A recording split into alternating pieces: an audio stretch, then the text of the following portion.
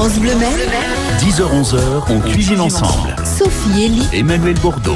Bonjour à toutes et à tous, bienvenue à table, on cuisine ensemble, chefs, producteurs, éleveurs, professionnels, amateurs aussi, vous êtes les bienvenus avec vos recettes et vos suggestions. Chers auditeurs de France Bleu Maine, donnez-nous s'il vous plaît Emmanuel le menu du jour. Ouais, c'est la liste de courses déjà, de la volaille, des poulets de la pintade, vous connaissez la blanquette de veau, Sophie bien sûr. Oui. Eh bien ça sera une blanquette d'agneau aujourd'hui. Ça va changer un petit peu. Et pour l'accompagner, pourquoi pas de la polenta, ça met une belle couleur jaune dans l'assiette. Et en plus beaucoup d'animation du côté de Sarcé.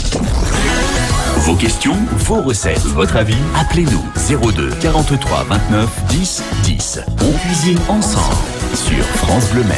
Avec Pascal Malpézy. Bonjour Pascal. Bonjour. Le Bonjour. chef du restaurant du Midi à Domfront en Champagne qui a envie donc de nous proposer aujourd'hui pour changer un petit peu une recette de blanquette d'agneau. Je vous présente Guillaume Loyer. Bonjour Guillaume. Bonjour à vous. Guillaume est éleveur. À Sarcé, on parle de volaille. C'est vrai qu'on est très gâtés. En Sarthe, on pense au poulet de Loué. C'est déjà pas mal. On a aussi Monsieur Cosnet.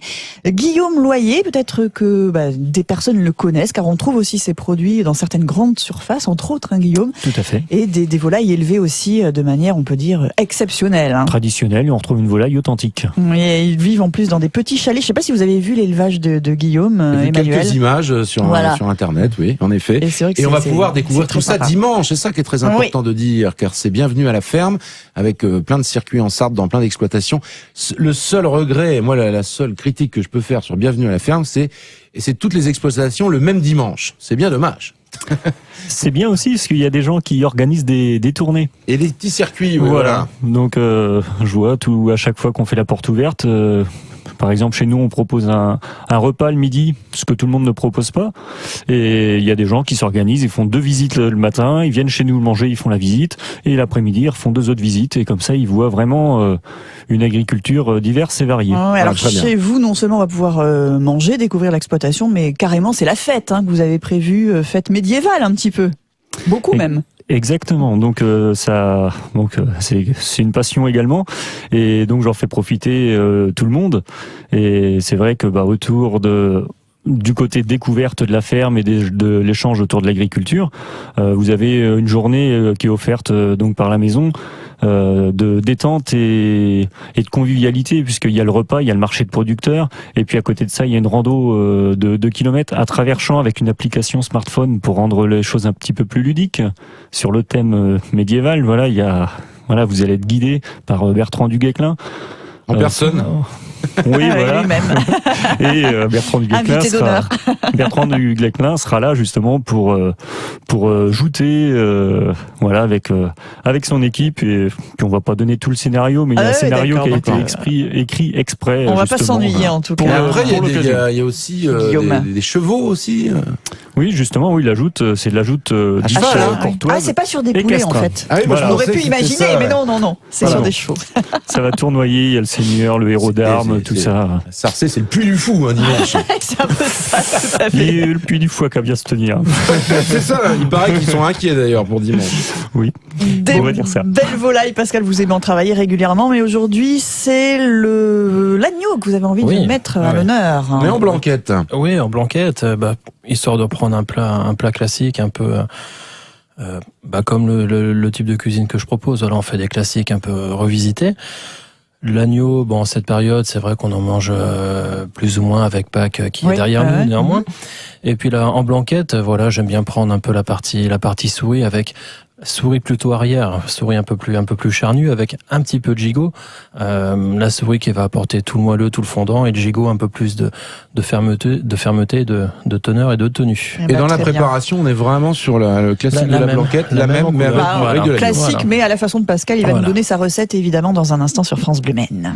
10h-11h, Emmanuel Bordeaux, Sophie Elie on cuisine ensemble. sur France Bleu Maine.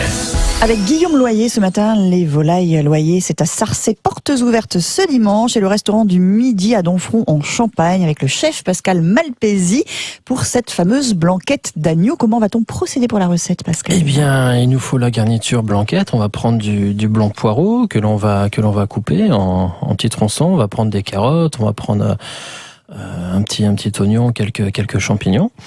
Et nos souris d'agneau avec la petite partie un petit départ de gigot, on les laisse à l'os parce que j'aime bien cuire les viandes sur l'os. Parce que ça donne du goût. Eh oui. Voilà, il va nous falloir un peu de l'eau tout simplement pour faire un peu notre bouillon et ainsi que du vin blanc. Voilà, et de la crème après. On va pocher d'abord notre viande avec les légumes. Alors je suis pas fan, même si c'est la tradition, de pocher une première fois la viande et d'enlever ce premier mouillement. Je considère qu'on perd énormément d'arômes, donc je préfère cuire tranquille, toujours dans la même eau, on va dire. 1h30, 2h, c'est quand même des souris, on va laisser mijoter 70-80 degrés. Voilà, on va pas chercher l'ébullition parce qu'encore une fois, on va troubler, on va mettre les impuretés, les mélanger, on va dire. Donc là, on vient quand même de temps en temps avec les Ah oui, on vient dégraisser parce que bon, comme on a la partie os, il y a la moelle qui va fondre. Il va y avoir quand même pas mal de choses qui vont remonter à la surface. Donc on dépouille, voilà, on écume. Ensuite, on décante, c'est-à-dire qu'on enlève la viande, on enlève nos petits légumes, et là on fait réduire moitié, voire 3/4 du volume pour concentrer nos arômes. On va rajouter notre crème et là on va réduire de moitié, voire de 3/4, et on rectifie la liaison si nécessaire. Si vous souhaitez mettre soit un peu de maïzena ou un petit jaune d'œuf si vous voulez faire vraiment le côté tradition blanquette. Voilà. Donc après, c'est aussi simple que ça. C'est que de la cuisson, en fait. C'est que du mijotage. Voilà. Et on laisse faire le temps. Une bonne sauce, c'est du temps. On n'est pas des magiciens. Faut laisser faire le temps. Voilà. Je me disais autour de l'agneau, on pourrait prendre une volaille de Guillaume et faire la même recette. Hein. Exactement. Voilà. Alors après, pour avoir du moelleux, on va peut-être pas prendre la partie poitrine suprême, qui est un peu plus sèche car moins grasse, mais on va prendre plutôt peut-être une partie cuisse, voire haute cuisse, tout simplement pour apporter du fondant. Ah bah, je suis convaincu. Il me donne l'eau à la bouche déjà rien que c'est ça. À chaque fois, c'est toujours comme ça. 10h15. Là, on passerait presque à table, Guillaume. Ça, on s'installerait là. On s'installe. Une bouteille de Janière. Tac. On n'oublie jamais les Janières, effectivement. Avec les blanquettes, un blanc. De ces magnifiques volailles que vous faites, Guillaume, parce que voilà, ce sont des volailles. On parle de temps en cuisine. Quand on prend du temps aussi pour élever un animal, ça va faire toute la différence. Et c'est ce que vous faites. Exactement. On va dire qu'on est dans le même esprit. On prend le temps de faire les choses. Donc chez nous, les volailles, elles ont une durée d'élevage de minimum 120 jours. C'est la maturité en fait de la volaille. Donc la croissance est terminée. Et là, vous retrouvez une volaille. Vous retrouvez une volaille authentique, voilà, avec une texture et un goût différent, puisque aussi, excusez-moi, on choisit la race en fonction de ce qu'on veut faire réellement, et donc c'est une race à croissance lente justement qui prend le temps de venir et en plus qui est réputée pour c'est une texture de chair un peu plus fibreuse et puis plus goûtée également. Ouais, parce que c'est vrai qu'on a l'impression, quand on regarde vraiment les gammes moyennes, en fait, dans les volailles, il y a poulet jaune, poulet noir, voilà. Vous, ça correspond à quelle race, justement, C'est du Cugno noir que j'utilise, justement, qui est moins fait parce que c'est une race qui est plus lente en croissance. Le Cugno noir. Oui. Faut pas se tromper, là, quand on prononce ça, parce que ça pourrait vite dériver rapidement, Si vous avez fait une petite erreur tout à l'heure, là c'est bien. Le Cugno noir, très très bien. À la prononciation. Ouais, c'est bien, parce que vous savez qu'on est sur le service public là. Là, les gens nous écoutent, Les gens sont là. Non, je plaisante. Et du coup, donc, qu'est-ce qu'ils vont manger oui, c'est ça qui est important aussi. Justement, c'est là aussi où je voulais en venir, parce que au-delà de on a quand même une réputation qui est faite chez nous par rapport à l'aspect qualité gustative et texture. Et au-delà de la volaille, il y a tout ce qui est en amont également, parce que une volaille, bon, c'est une volaille, mais il y a aussi tout ce qui est en amont. Donc ce qu'elle mange, c'est ce qu'on va cultiver nous-mêmes. Je suis en transition, toujours en recherche pour aller donc sur une agriculture toujours plus respectueuse de l'environnement. Enfin, donc par exemple, je ne laboure plus depuis 2010. Je suis toujours en recherche pour simplifier le travail et laisser la nature faire. Aujourd'hui, la charrue, elle est remplacée par la faune et la flore, donc les vers de terre et les plantes qu'on met dessus. D'accord, un peu la permaculture, là, on se rapproche un peu de... C'est peut-être un objectif. Comme on dit, il faut viser... c'est quoi l'expression ? Il faut viser la lune pour avoir les étoiles pour avoir la lune. Voilà. Donc, pourquoi pas. Après, on n'est pas... Donc, vous cultivez quel type de céréales pour la nourriture après les animaux ? Donc, maïs, blé, févrole. Voilà, c'est les trois principaux éléments la de févrole, l'alimentation. ça va remplacer le soja, hein, je crois. Ça, hein. C'est ça. Voilà, tout à c'est fait. ça. Vous C'est êtes pas bien. Ouais.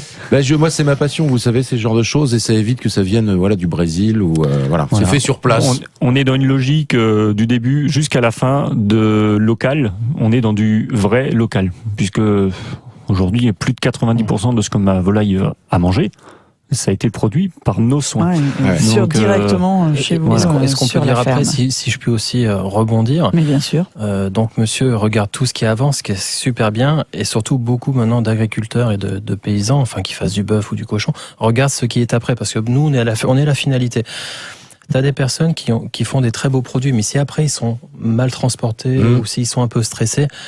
Et je discutais avec une personne qui fait du bœuf fermier du Maine qui est venu manger ce week-end, et lui il est très attaché aussi à la façon, on parle pas du camion ni de les charger, mais la façon dont les personnes les conduisent au camion, ou la façon dont les personnes, ils stressent pas la bestiole, et ça c'est important, parce que avec ce travail-là qui a l'air ridicule en soi ou pas forcément important, on peut mettre en péril tout le travail du paysan qui a bien élevé ses volailles, qui a bien élevé ses bœufs ou ses cochons, à cause d'un transport, à cause d'un stress, à cause de plein de choses. Et ça, nous, ça se ressent après. Après, nous, on n'est pas magiciens, mais il suffit que la viande soit stressée ou... Voilà, après, il y a les toxines qui vont rentrer dans la viande et qui vont changer tout le beau travail qu'a pu faire l'éleveur. C'est quand même ballot. C'est ce qui est intéressant chez nous également, c'est que on fait tout réellement de A à Z. Donc le transport, les cultures traversent la cour, elles vont à l'atelier de transformation pour faire la nourriture. Ça va à l'élevage, et l'élevage retraverse la cour pour aller donc à l'atelier de transformation. Donc tout est fait vraiment sur place. Donc le transport, après, il se fait en camion superbe frigo. Volaille dont on va certainement faire des choses. Vous aurez envie de la cuisiner, cette volaille. Recette à suivre sur France Bleu Maine. 10h-11h. Emmanuel Bordeaux, Sophie Elie. on cuisine ensemble. Sur France Bleu Maine. Je vous ai marché dessus, désolé. Les recettes avec Guillaume Loyer et Pascal Malpesi. La polenta, recette à suivre dans un instant. Revenons aux merveilleuses volailles de Guillaume à Sarcey. Quand on a une belle volaille comme celle-là, après il va pas falloir gâcher non plus la cuisson. On parlait du transport et tout. On a tendance à vouloir faire quelquefois peut-être des recettes trop compliquées. Vous nous conseillez la simplicité? La simplicité, c'est ce qui marche bien sur des produits simples. Voilà, nature.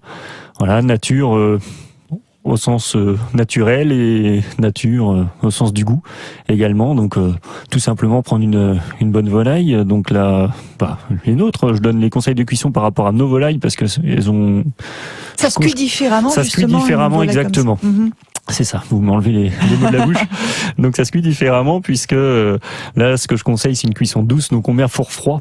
Donc pour un poulet au four, par exemple, on met à four froid, 160-180 degrés. Et quand ça commence donc on assaisonne comme on a l'habitude de faire. Il y en a qui graissent à l'huile, au beurre. On assaisonne, on peut saler la volaille avec une cuillère à café de fleur de sel collée sur la fleur de sel. On dit que ça se cuit pas, ça se met pas en cuisson, mais derrière vous avez pas du tout le même assaisonnement de la volaille. Ça se diffuse beaucoup mieux. Faut la masser là avec le sel. Là. Ouais. Moi ça c'est un moment que j'adore dans la cuisine. Non mais il y a un côté charnel à la chose. Et puis vous allez toucher la chair, voir la texture, ça c'est magnifique. Et en frottant bien comme ça avec le sel, ça va pénétrer un peu les chairs et ça va saler de façon admirable. Exactement. Donc ensuite à four froid, vous mettez à 160-180 degrés. Et une fois qu'elle commence à dorer, là on descend à 120-140 et à partir de là on compte une bonne heure au kilo. C'est pas inquiétant. Vaut mieux qu'elle soit trop cuite à basse température que cuite trop fort. Parce que la différence c'est que derrière on a une chair ferme et là vous allez avoir tout le moelleux de la chair et puis un goût qui va bien rester. Tout va rester dans la volaille. Voilà. Ça on rajoute un peu, Pascal, du coup, c'est bien de la tourner tous les quarts d'heure aussi, cette volaille, qu'elle soit sur son côté, voilà. On la tourne d'un quart sur elle-même et on l'arrose tout le temps.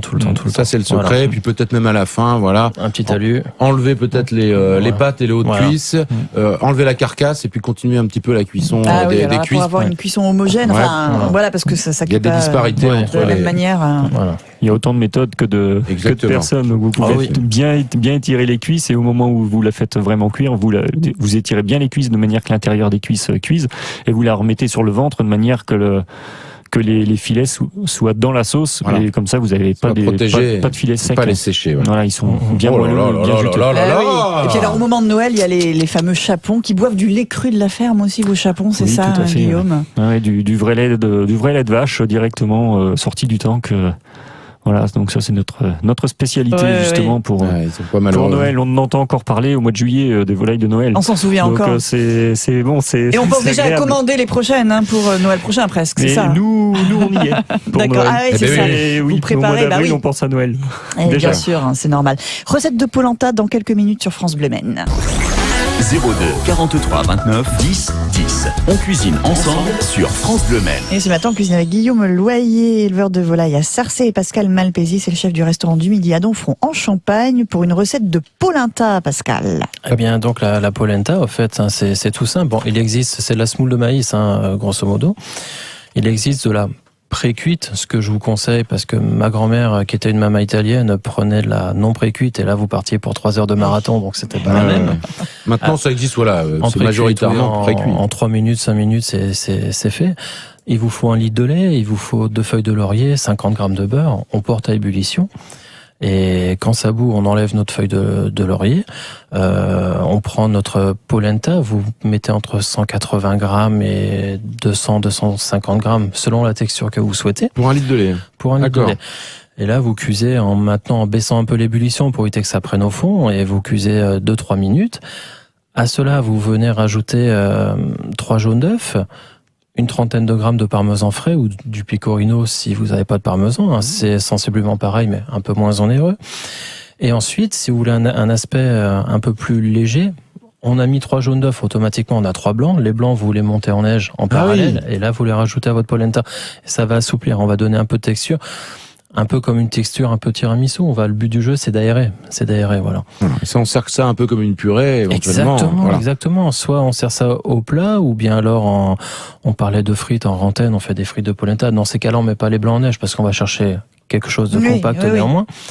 Voilà. Après, avec ma grand-mère, on la moulait dans des cylindres. Quand c'était froid, donc ça compacte, c'est un peu plus solide.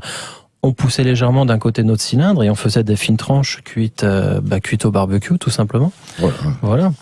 Pas mal, ça. Soit au barbecue, soit à la plancha, parce que la plancha c'est très méditerranéen. Ou bien alors, comme je vous disais aussi en antenne, quand on allait en Provence, on allait chercher des cèpes. On avait des gros de temps en temps. Au lieu de les laisser sur place, on les ramassait, on enlevait la mousse un peu verte, parce que les cèpes étaient un peu plus âgés que des petits bouchons. On les coupait en fines escalopes et on les panait et on remplaçait la chapelure par la polenta, tout simplement. Ça va être pas mal. Ça irait très bien avec la polenta, les volailles de Guillaume. Avec votre recette, mais sur une plaque, on laisse figer un peu, on coupe en frites comme ça. Moi, je les passerai un petit peu comme ça à la poêle pour les durcir un peu autour, et je les mettrai carrément dans la sauce du poulet qui aura cuit. Oh. Ce serait pas mal, ça, Pascal. Et on a le croustillant moelleux. Voilà, croustillant moelleux, et puis avec la sauce qui va remonter comme ça tranquillement dans la frite de polenta. Belle salade verte autour. Bon. Et on boit quoi avec ça? Ah, bonne question. On irait peut-être moi, j'irais peut-être quand même sur un rouge léger. Mais quoi qu'avec la volaille, le blanc, c'est très très bon. Hein. Pourquoi pas un janière, hein. Oui, un janière. Après, si on veut sortir un peu de la région Pays de la Loire, on peut partir sur un Provence, mais qui va être un peu plus. On va sentir le soleil, on va sentir un peu le côté rocaille. Provence en blanc, hein. Oui, en blanc. Il y en a, il n'y a pas que du rosé. Il y a de très bons. Il y a des très bons rouges aussi. Oui. On est bien là, il est bien ce menu. Hein. C'est pas mal, hein. Menu sympa aussi dimanche chez Guillaume Loyer à Sarcey. Vous allez nous donner ce menu dans un instant sur France Bleu Maine. 10h-11h. Emmanuel Bordeaux. Sophie Elie. On cuisine ensemble sur France Bleu Maine. Goûtez au plaisir de la ferme, c'est le printemps. Bienvenue à la ferme. 17 exploitations sartoises participent, dont la vôtre, Guillaume Loyer, donc à Sarcey. Ce dimanche 30 avril, portes ouvertes et pas seulement. Vous faites déjà de la vente directe le vendredi après-midi et le samedi matin à la ferme. Ça, c'est toutes les semaines. C'est bien ça. Et là, pour ce dimanche, donc, grosse animation médiévale. Même si on n'aime pas la volaille, à la limite, on peut venir pour s'amuser, ne serait-ce que ça. Une journée de détente. Voilà, c'est l'objectif. Une journée de détente, de convivialité et puis de découverte également. Et passion médiévale, donc, que vous voulez partager avec les visiteurs. Mais on va pouvoir manger, bien évidemment. On peut s'inscrire pour participer au repas du midi. Qu'est-ce qu'on va pouvoir déguster ? Alors on va rester pour le repas du midi. Oui, il est encore temps de s'inscrire. Il faut s'inscrire assez rapidement là, maintenant, quand même, c'est puisque on va dire que c'est ça se en prévoit. cours, quoi. Voilà, oui, bien ça sûr. se prévoit. Et donc le repas du midi, au menu, vous aurez, pour rester dans le thème médiéval, en apéritif de l'hypocras. Ah oui. Voilà, faites maison. Hypocras. Ensuite, entrée. Donc, ça sera une entrée de charcuterie, lapin, porc, donc qui viendront directement des producteurs que vous pourrez rencontrer sur le marché. Voilà, donc vous allez manger les produits du marché qui sera sur place.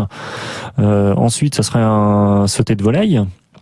Voilà, fait par Laurent Chéron, qui est traiteur à Maillet. Il y aura le fromage. Donc fromage de la Bazoge, voilà, de Céline Chevalier, qui viendra également. Et puis avec le plat, Ah oui, l'accompagnement avec le plat, l'accompagnement du plat quand même, c'est des légumes également de Michel dit le jardinier, voilà, qui vient de Luché-Pringé. Oui, je l'ai vu sur le marché, ce monsieur-là, Michel le jardinier. Je me souviens pas de son nom, mais c'est oui, mais tout le monde l'appelle comme ça. Michel on va l'inviter, Michel le jardinier. On va noter ses coordonnées. Un passionné. Oui, ça a l'air un passionné. Oui. Il a l'air d'avoir un bel oiseau là-dedans Voilà, aussi. quand il parle de ses légumes, il parle de ses légumes, et voilà. Et puis en dessert, on va voir donc par rapport à donc on a un arboriculteur qui sera là, donc Patrice Fourier de Verneil, et donc on aura un dessert autour de la poire. Donc, qui sera réalisé par l'Auberge de César, donc qui est le restaurant de Sarcé qui prend vos volailles aussi, on peut les trouver sur sa table. Il cuisine également nos volailles, et puis qui excelle dans ce domaine. C'est pour ça qu'on travaille ensemble pour offrir du plaisir à tout le monde. Et ben voilà, c'est ce dimanche 30 avril, bienvenue à la ferme. En ce moment, qu'est-ce qu'on mange à Donfront-en-Champagne, au restaurant du midi, Pascal ? Eh bien, on mange de l'asperge, on mange la blanquette d'agneau, entre autres. On mange des petits rognons un peu canaille avec un peu de vin de Chinon. Voilà. Avec les températures qui sont encore frisquettes, je continue toujours mon saumon fumé. Voilà, en attendant que ça monte un peu. Après, j'arrêterai. Voilà. Après Est-ce qu'il y a de la polenta du coup dans la... Pas avec l'agneau, la polenta, j'en ai mis plus avec les rognons. On en trouve quand même. Ah oui, parce que je pense que là, il y a pas mal de gens qui se disent tiens, j'en ai je veux très bien la polenta de Pascal Malspécy. Voilà. Il nous a mis l'eau à la bouche. Il faut aller à Donfront-en-Champagne, c'est un peu loin, mais vous ferez le chemin. Et puis Pascal, lui, dimanche, il va à Sarcé. Deux toutes petites choses. Prix de la volaille quand on l'achète à la ferme. À la ferme, on est à 7,10 € le kilo. Entrée plat dessert chez vous, Donfront-en-Champagne. Entrée plat dessert. Alors notre menu du jour, c'est 15,90 en semaine et puis 25,50 le week-end. Et puis c'est gratuit sur France Bleu Maine, tous les bons conseils de nos chefs producteurs qui viennent gentiment nous voir chaque jour. Merci Guillaume, merci Pascal, à bientôt. À bientôt. France Bleu Maine, on cuisine ensemble. Des producteurs d'ailleurs demain. Bienvenue à la ferme avec charcuterie, viande de porc, cidre, jus de pomme et confiture. Sophie Joux, c'est éleveuse à la Verdauchère à Saint-Jean-de-la-Motte, et Olivier Gasnier, les délices de la ferme, c'est à Aigné. Ils seront avec nous demain à 10h.